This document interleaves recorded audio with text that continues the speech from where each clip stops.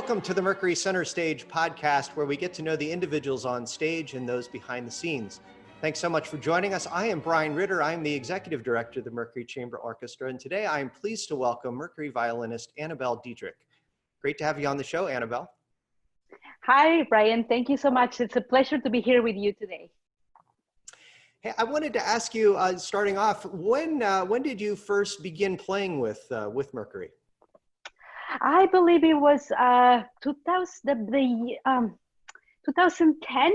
I remember my first concert was the very first symphony of Beethoven. So whenever that cycle started, I believe it was the end of 2010. Anything memorable from that performance?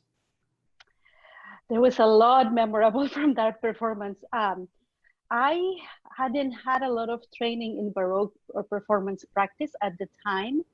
And I remember asking Jonathan Godfrey for help introducing me to performance practice, and so he was so gracious and he offered for me to come in and play in the back of the second violin section with Mercury. And so from then, it was such a great experience at the time, and I had never done anything like that.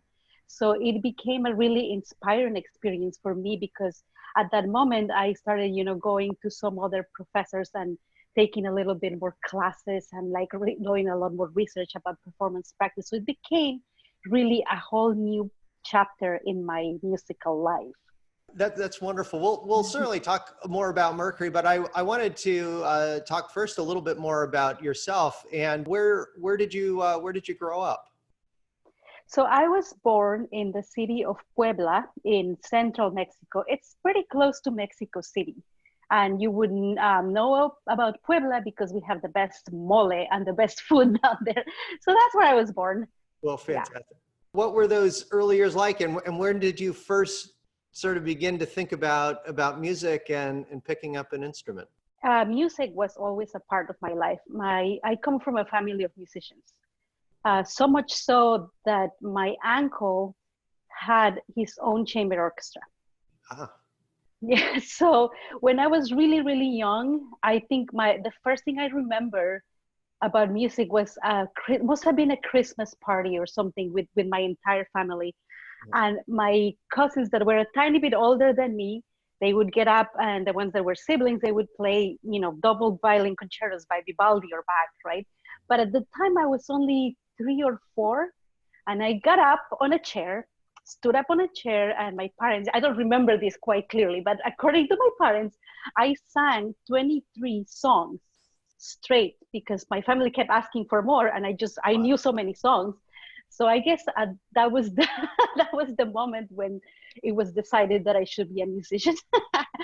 So I started playing the violin with a teacher in Mexico who was actually from Guatemala, and he started me when I was 6 years old, and I made my solo debut at 7 years old with my uncle's orchestra in Puebla.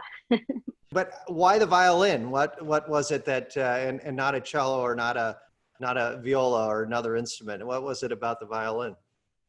Well, my dad plays the violin in an orchestra, so he's an orchestra musician in Mexico, even to this day. And everybody in the family, all of my cousins, everyone started on violin. Eventually, some of them switched to viola, and I had one cousin that switched to bass. But we all played the violin, and that was just, I don't know, that was just what we did. And so I stuck with it, and I never actually learned another instrument. I started a little bit of piano when I was in college, and I recently took up the guitar, but the violin has always been the one and only. Growing up with this beautiful music, a part of your life, was it inevitable that you would just go to university and study, or did that take a little bit more thought? It did take a little bit more thought. I played so much when I was young, and I was fortunate enough to have teachers. I don't know, in the 80s and 90s, there was a big influx of Soviet Union musicians coming to Mexico. So all the orchestras were, we had a lot of Soviet Union, Ukrainian, Russians, lots of musicians that came. And so I switched teachers soon after, and I had a Ukrainian teacher, Gary Petrenko, for a few years, and then I had a Russian teacher from the Moscow Conservatory in Mexico. And so it was really tough for me because I guess I wasn't used to that kind of strict training, and so it took a lot. And my dad really took to it, so I was practicing a lot, every single day, and I was playing with orchestras and just being taken here and there to play for everybody that came in the country, basically. So I got to the point where I really didn't want to play the violin anymore. I wanted to do something else because I was tired of always having to prove myself to these other people that came, and I didn't know what I was really getting into, and so, but then I met I want to say it was 1992, Fredel Lack, who was the professor at the University of Houston. She came down to Mexico to perform some solo concertos with orchestra. And by way of the conductor, named Jorge Velasco, he introduced me to Fredel Lack. And I actually had the opportunity to play a concerto, the two-violin concerto with her in Mexico when I was 12. And she was just the most gracious, amazing person. And I had a lesson with her, and she just was like day and night from my Russian teacher. So then I told my dad, okay, I'm not gonna, I can play the violin, I'll continue, but I need to leave. And so I came to Houston when I was 15, and Fredel was able to somehow get me into U of H, and I got a full scholarship. And so I left Mexico. I left my family. I didn't know anybody here, but I had my teacher who was just so great and so supportive, and she just completely changed my life and my view on what playing the violin was. So I actually got to enjoy what I was doing. How wonderful! Now, if it hadn't worked out that way, where were you leaning towards? What were you thinking about doing in terms of study and that sort of thing? I wanted to be an architect, to tell you the truth. Really? That's what I always wanted to be. I was really great at perspective drawing, and I loved just doing buildings and planning things. And so that's what I wanted to do, I thought. But after a while, I totally forgot about that. Then I wanted to be a biochemist, but that didn't happen either. Well, there's always a lot of crossover. So we encounter so many individuals that are just phenomenal, talented, wonderful musicians, and they also have the sciences or engineering or like visual arts all in common. So you came to Houston, studying at the University of Houston with this great teacher, and then how many years did you spend at the university, and did you do some advanced study there as well? Yes, I was at U of H. Since I arrived very early and I hadn't quite finished high school, I had to take some remedial courses. So it took me a little longer to finish my degree. I was done in 2001, and then I started my master's degree. I didn't know really what I was doing at the time. And when you're 20, it's just a really difficult time where you just don't know what you're doing in your life. So I ended up going to Vancouver in Canada, and I spent a year there. I finished my master's degree there. So I started it at U of H, and then I finished at UBC Vancouver, and that was one of the best times in my life. I wanted to stay, but unfortunately I couldn't stay. So I ended up coming back to Houston, and I began, when I came back to Houston, I started a pedagogy, master's in pedagogy. And so, but I didn't finish that because then that's when I got a job at the Houston Grand Opera and other things happened. So, so I do have a master's in performance, and then half of a master's in, anyway. What was it about the Pacific Northwest that you love so much? Canada. Well, Vancouver is just beautiful. I think I was a little tired of being in Houston. I was an international student at that time. I couldn't really work, and so it was really difficult to be a student and just pay the bills, and I couldn't really perform anywhere yet. And so when I had the chance, I actually went to Vancouver on vacation. Ah, I went the summer vacation. I went to Vancouver. I fell in love with the place. I thought this is so beautiful. There was mountains. There was the sea. There was a city, but then you could just go away on the ferry to Vancouver Island, and it was like a different world. And I'd never seen anything like that. So I decided at the time when I was there that I would just go figure out where there was a music school because I wanted to live there. So I literally grabbed my violin. I called the professor at UBC Vancouver, Andrew Doss at that time, and he told me, okay, yeah, sure, come by and play for me. So I did.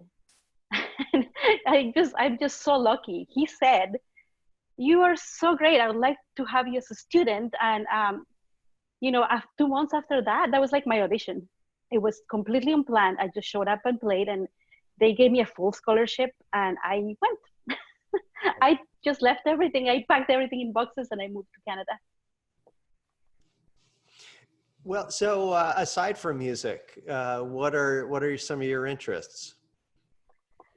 Like I was saying, I love traveling. I traveled a lot. I got to go to Moscow when I was really young, and Salzburg, and I love Canada. So traveling is really a great way to learn new things and to understand people and to get to know other cultures. I think it's so important. Yeah. Other than traveling, the other traveling I like to do is with cooking. So I really love to experiment with cooking, and that's something I've been doing a lot of, in the recent, 3 months or so. So it's been great to. I enjoy cooking a lot, and I enjoy cooking for people. And, Yeah. yeah. Yeah, to share a meal that you've prepared with others, there's not much better than that. I enjoy that as well, and really getting to do a lot more of it these days as well. Mm-hmm. Anything in particular, any particular nationality or type of dish you like preparing the best? A lot of Mexican food I do because, believe it or not, when I was in Mexico, I actually never learned how to cook. Yeah. So now I get to call my mom and just say, "Hey, I remember you used to make this fantastic dish. What was it called?" And so she knows everything. It's all in her head. So Yes. I can just call her up and say, get me the recipe. I'll write it down, and then just whatever she tells me, and it's always great. It doesn't quite taste like what she makes, but I think that's just the ingredients here are different. And how is your family doing? We are doing well. So I have a son. There's a picture of him behind me. He's 2.5. He's going to be 3 in October, and he's doing great. Although he really misses going to his little preschool and seeing his friends. So he gets a little bored, and right now we're relying a lot on Facebook calling or Zoom calling with his grandparents. So he has that, and then my husband is doing great, and we continue working with our other group, Apollo, and just trying to stay busy and stay sane. Could you tell us a little bit about that group and when it started and what you're up to? Yeah, sure. So actually, my husband started the group back in 2008.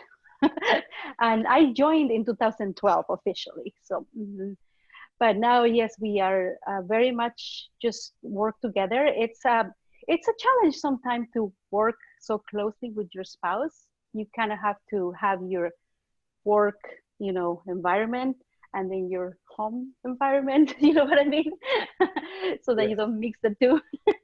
So it's been great. We had quite a bit of success with Apollo. We do what we call mixing the intersections between folk music and classical music. So we commissioned a lot from new composers. So there's a lot of new music going on, and Right now, we are wrapping up the 20 by 2020 project, which was 20 commissions of folk music inspired new works by the end of this year. And unfortunately, with the pandemic, we couldn't, like same with Mercury and same with every other organization, we couldn't really finish the project. So we're actually going to be finishing it on a virtual platform. Well, I so much admired the great work that you're doing, particularly with living composers. I'm curious, performing all of that new music, some of which the ink might still be wet on the page, and then to go back and play music with Mercury. What is that dynamic like of playing more contemporary music and then also getting to play some of these masterpieces from hundreds of years ago? That is one of the fantastic things about living in Houston right now. I think that is what keeps me sane, because I need variety in my life. I'm not the kind of people that thrives on this, same thing over and over. I can't do that. I can't eat the same thing twice. So I love variety. And so, like I said, when I started playing Baroque violin, it was like almost like learning a new instrument, and it is a different instrument. So I have my modern instrument and my Baroque violin, and so it takes a little bit of mind switch to go from one to the other. At first, when I started doing it, it was harder on the ear, because just hearing the difference in the pitch intonation was difficult. But as years go by, you become more adept to that change, and it's really like picking up a different instrument to me. So it's almost like speaking two languages. So if I'm speaking in English, I'm thinking in English, I'm almost dreaming in English. But if I do it in Spanish, it's a different world, it's a different grammar. So it's kind of like that. So I pick up my modern instrument, there's a different weight and feel to how you play, and of course, all the different vibrato and all the different approaches. And then if I'm going to Mercury and performing period music, then I get my other instrument and my mindset is different, and it's just a different approach. Well, I think that's such a perfect analogy to use language between being the two, and with many of your colleagues in Mercury doing something similar, playing with other ensembles, playing newer music versus more ancient music. I think that's what helps create the dynamic and the energy and really the unique sound that Mercury produces. It's all of that being brought to bear to really bring music to life for our audiences. So it's terrific. You've played now, you said for about 10 years with Mercury. We are celebrating, or just began, Mercury's 20th anniversary season. So you've been around for almost half the life of the organization. Are there any particular moments that stand out in your mind as being very special and memorable? Definitely. There are so many. Beethoven's fifth, like the cycle of the symphonies, but the Fifth Symphony, the Ninth Symphony, but also being on stage with I think it was the Crimson Prince, when we had masks and we had Melody Minute and Oliver Halkowicz on dancing, and we got to actually kind of move around the stage and memorize some parts of the choreography. That was such a different thing to do. So that was a really memorable experience. And then the other highlight, I would say, was when I had the opportunity to be featured as a soloist in the Vivaldi for violin concerto that was at Miller Theater. Yes. And also the one that was Paganini versus Vivaldi versus Paganini that I also did at Miller Outdoor as well. So those, just great opportunities to be featured and to just showcase and to do something different and a new approach to a performance. So now it's time for a segment that we are calling Favorite Five.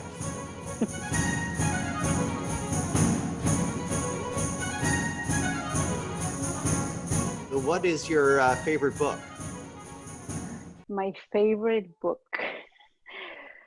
Well, there are so many, and I think my taste has changed with with age.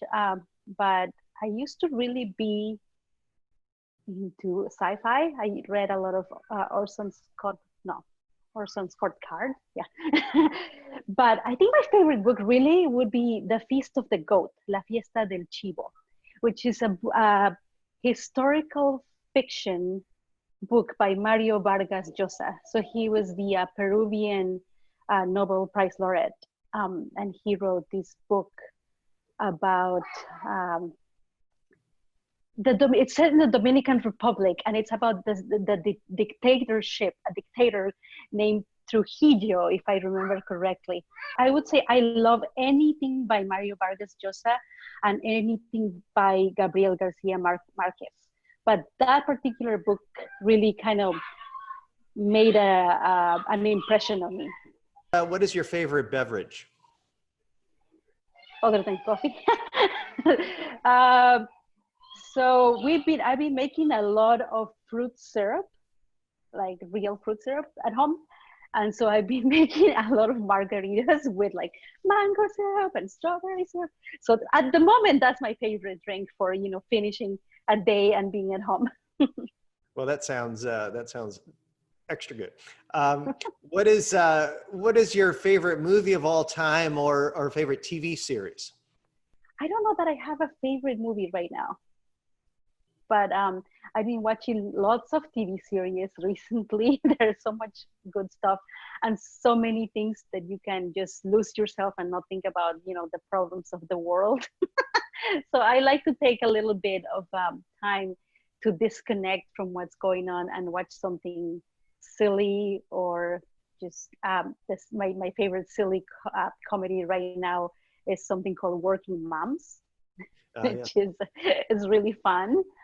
And then I like sci-fi, so there was a series called Travelers that I enjoyed, and we also enjoyed Better Call Saul. And then there's documentaries, but right now during the pandemic, I think I've been feeling much more like watching the lighter fare. Absolutely. You mentioned earlier that you really, really enjoy traveling. Do you have a favorite travel destination? I would say anywhere in Canada. I love Vancouver.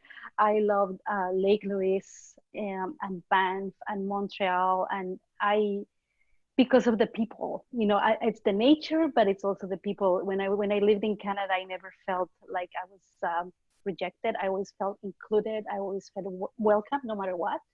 Sometimes even when you try to get away, people are like, "Hey, don't be alone." So it's really great. Yeah. So Canada, and then my second favorite spot would be Spain, Barcelona. Fantastic. And then finally, what is your favorite classical music recording? Tough questions you're asking me, Brian. Impossible. This one impossible, I know. This one is impossible. What comes to mind is an LP that I have of the violinist Zino Francescatti playing the Beethoven Violin Concerto. That's gotta be my all-time favorite. But I would also recommend anything with Giuliano Carmignola and anything with Janine Jansen. Well, excellent. So there we go. There's our favorite 5.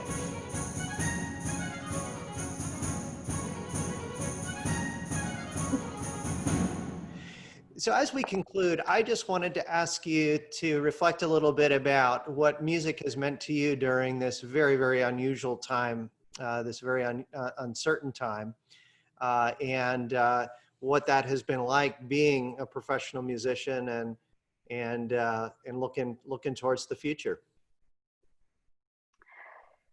Sure.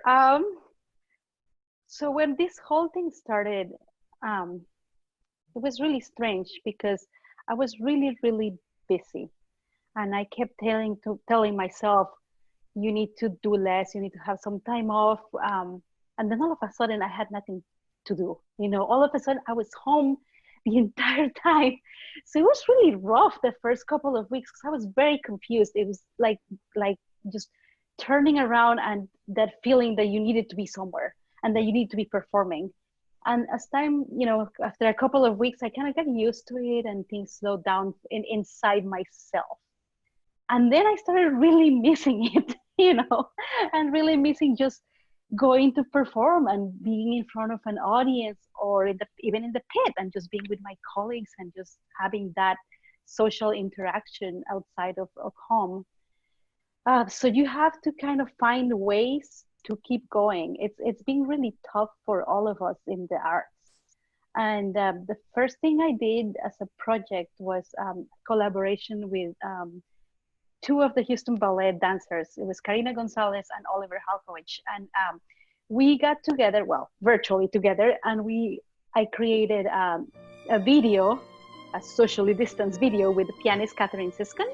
And we recorded pieces by Rachmaninoff, put them together, and then I sent the video over to the dancers, and they added their choreography.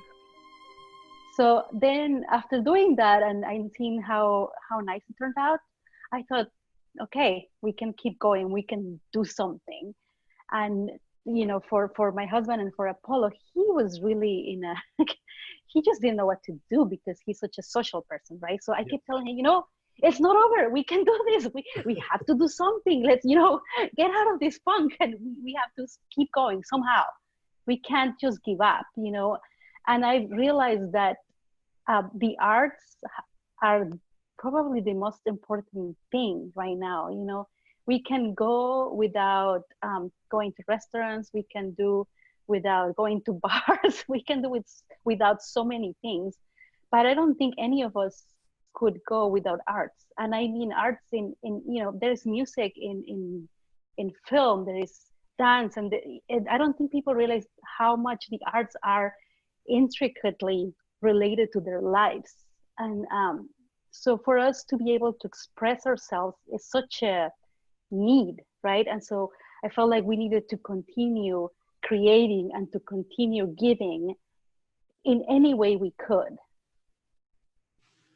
Well, the video that you mentioned, I thought was so extremely well done, and the crossover, the various art forms coming together so beautifully to create this very powerful imagery was so terrific. I've so much enjoyed chatting with you today, and I could not agree more with what you shared about music and all the arts, and how much it is so important and how we all miss it. But particularly can't wait to see you back on stage with your Mercury colleagues making wonderful music. It won't be forever, and we'll be back together again very soon. So that's right, and we look forward to being in front of an audience soon, and even in front of a screen if we have to at this time. Thank you so much, Anabel. Thank you, Brian. Thank you for joining us for the Mercury Center Stage podcast. We'd love to hear your feedback, and you can leave comments on our website. We'll be back again soon. Until then, keep listening to great music.